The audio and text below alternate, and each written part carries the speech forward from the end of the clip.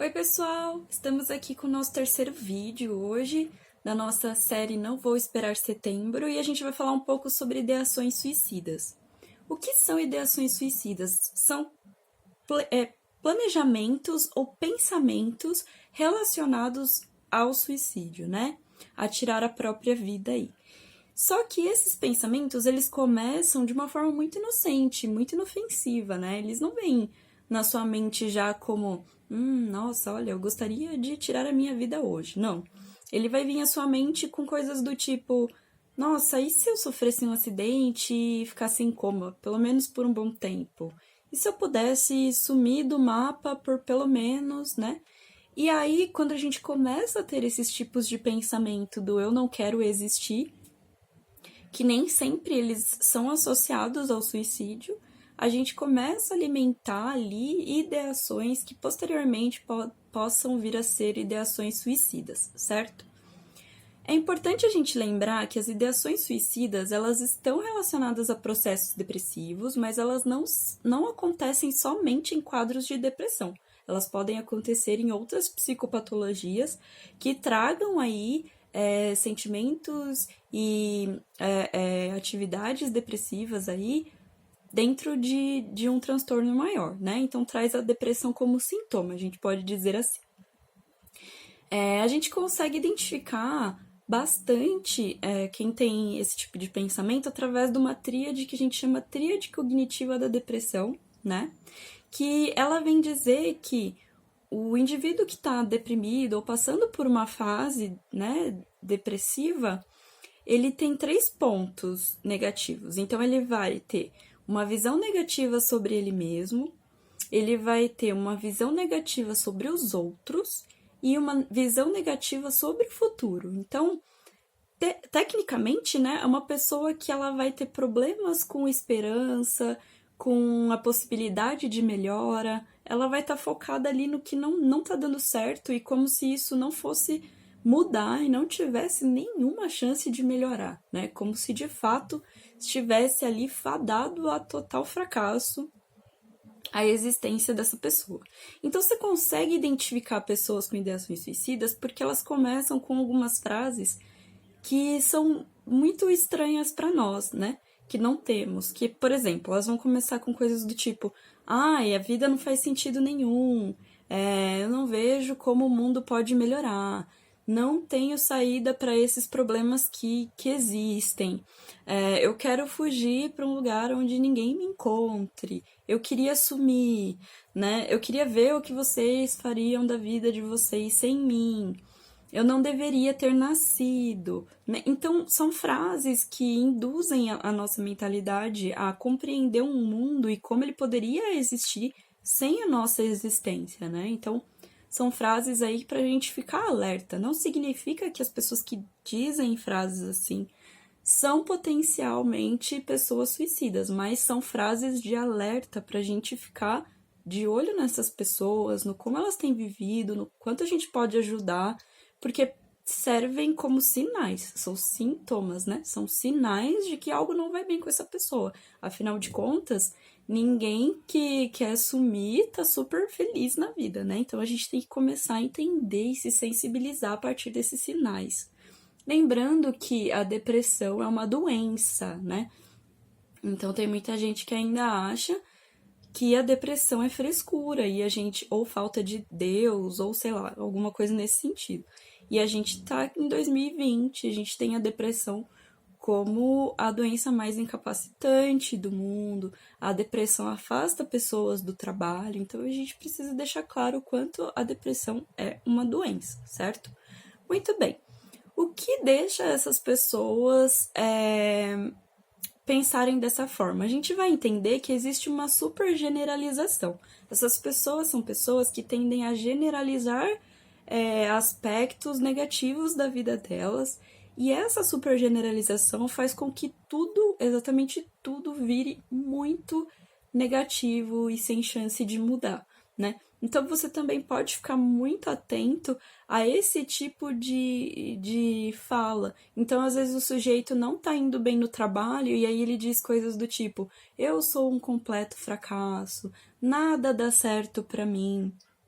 E são frases super generalistas que a gente sabe que não é verdade, né? As coisas dão certo e também dão errado. Então, também serve um alerta aí pra gente ficar de orelhinha em pé.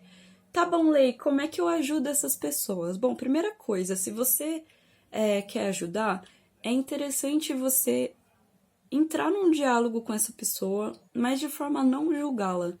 Geralmente a gente entra num diálogo com essas pessoas e a gente fica, não, imagina, não é bem assim. Não, mas você tem que melhorar, mas você tem que pensar positivo. Esse tipo de diálogo não vai ajudar. Essa pessoa ela precisa de um acolhimento, ela não precisa ser julgada. Então, se você for se dispor a ouvir uma pessoa assim, por favor, não a julgue, porque isso vai fazer ela entrar no que a gente chama de ostracismo. Isso vai fazer ela se recolher, ela não vai querer mais falar sobre o assunto. E a gente precisa justamente do oposto.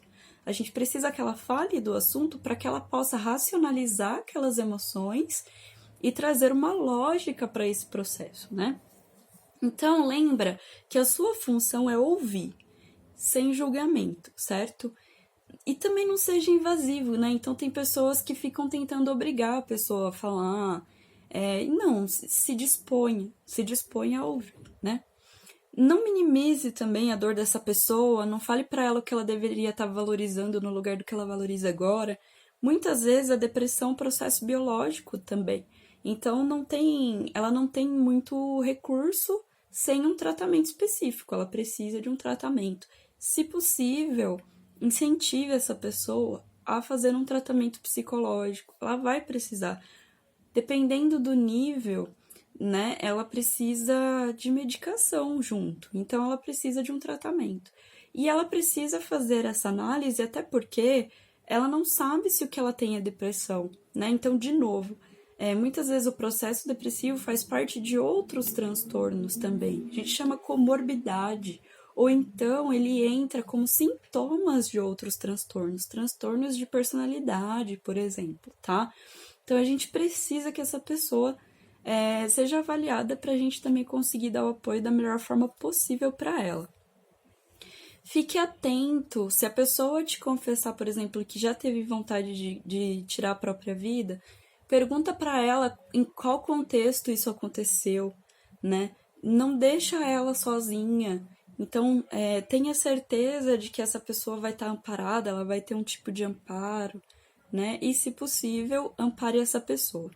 Lembrando que muitas vezes as pessoas não conseguem amparar pessoas com essas demandas porque são demandas pesadas, né? Então, se você sente que você também não tá bem para ajudar essa pessoa, incentive essa pessoa a procurar ajuda psicológica, né? Porque dependendo, se você também não estiver bem, você vai gerar um envolvimento ali com essa pessoa e é capaz de você ficar mais triste em vez de você conseguir ajudar ela a ficar feliz, né?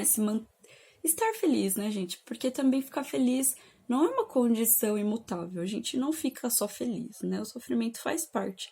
Obviamente, eu tô falando aqui de ideações suicidas, então tô falando de sofrimentos extremamente intensos e que a gente possa entender isso, certo? Deixa com essa pessoa o número do CVV, do Centro de Valorização à Vida, porque num momento de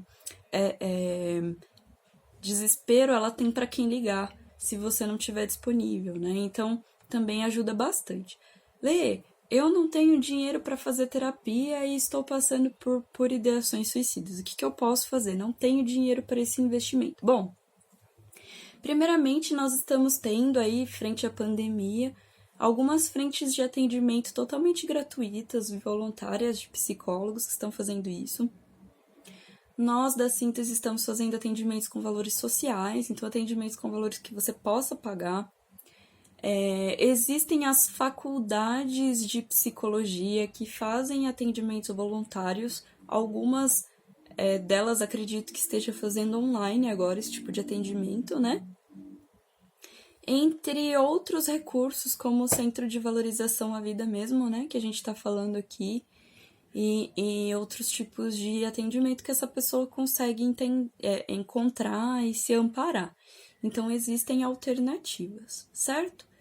Eu tô deixando sempre depois dos nossos vídeos posts com resumo deles para vocês terem, para vocês salvarem e para vocês encaminharem para pessoas que vocês acham que precisam de ajuda também, né?